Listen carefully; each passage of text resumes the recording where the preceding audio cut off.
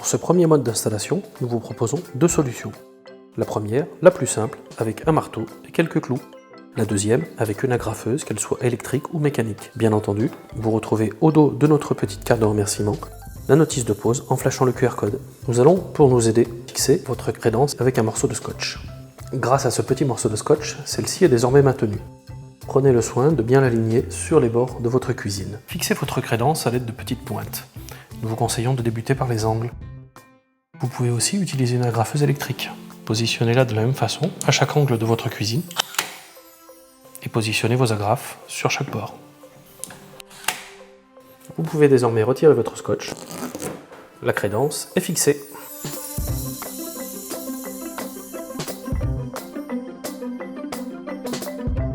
Pour cette seconde méthode de pose, nous allons utiliser une méthode plus simple qui permet à la fois de réutiliser la crédence sans la détériorer et de faciliter aussi son remplacement lorsque vous souhaitez en changer. Pour cette seconde méthode de pose, nous allons utiliser de la cornière en plastique habituellement utilisée pour poser les plinthes, notamment dans les cuisines.